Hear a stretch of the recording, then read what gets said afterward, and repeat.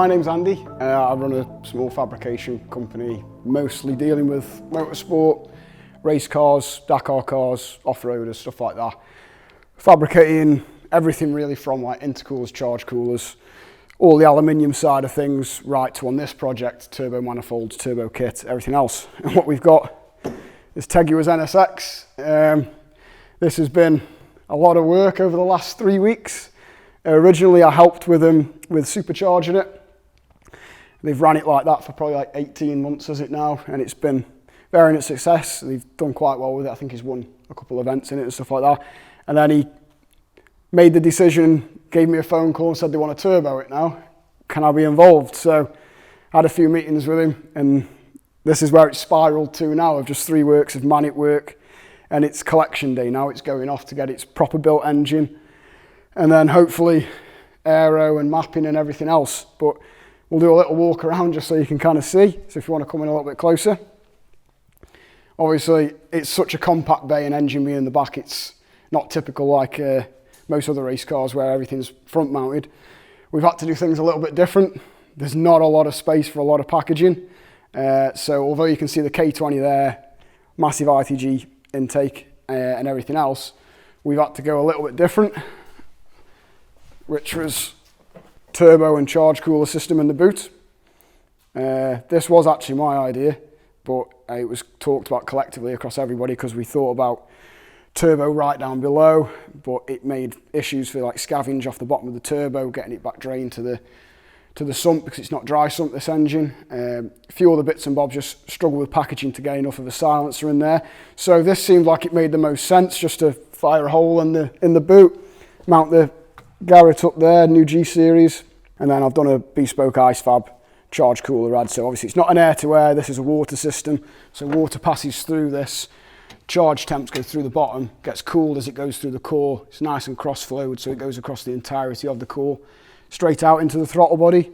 And then we've got turbo inlet there, comes through, straight to that massive ITG intake there, which is all worked out really nice, funnels the air through. It's been a lot of work and a lot of thinking, but it's packaged out really well. We've got this massive Turbo Smart 60mm gate. Tegiwa supplied a lot of the parts on this. They get a lot of their stuff off their own website, so it's been nice to bounce to and from with Luke and get everything that we need. We'll lift her on up and we can have a look at the system from below as well because it looks equally as nuts. But yeah, 3 weeks of graft, and I'm looking forward to hearing it and seeing it go. Hopefully it's really fast. So, as I say, this is collection day, so everything's just literally come back from getting wrapped in this really nice heat protection, because this is the first time I've worked with this. Luke sent it all off literally just last week, and it's already back in my hands, ready to bolt it all on and make sure everything still fits. I think this is going to be really, really good, this stuff is. You can see the custom manifold I've made. Really took a lot of time to try and make that packaged well so we can slide it in and out nice and easy. All thick walls, schedule 10, and I've managed to get each runner equal length as well, which is something that we really wanted to try and do. It really makes that little bit of a sound difference and also helps with all the gas pressures because we are monitoring EGTs. Custom silencer. You can see the merge pipe here coming down from the wastegate. Had to merge it, unfortunately. I'm a bit more Asbo and I like to hear screamer pipes and big pops and bangs and flames. Oh, not pops and bangs, that sounds really stupid. But I like to see flames and bits and bobs coming out the bonnet because I'm a bit of a big kid. But we've had to merge this system, obviously running it through the silencer for the regs that this car goes through within time attack and regular track days. They all want the cars a bit quieter, and I do get it. So we've put a nice big hefty silencer.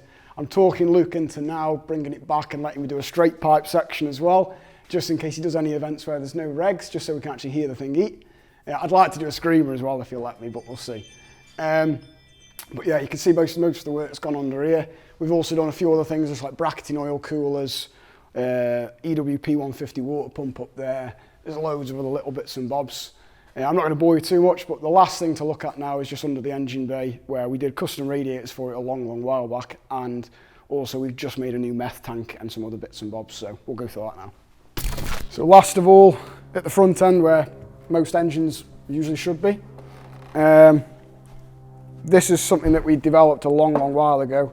I just spoke to 40 there and obviously everyone else on the team, and you guys have never struggled with water temps on the engine side of things since putting this setup in.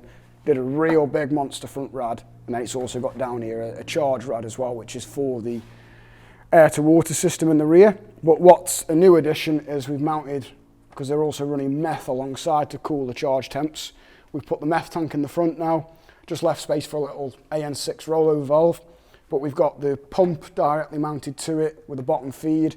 Everything comes out really nice and easy. It's a good capacity, so they shouldn't be running out unless Luke literally is flat out every single lap. You shouldn't be running out of meth for a good stint. But other than that, a couple of the little brackets here and there. But yeah, this is everything it's been booked in for me.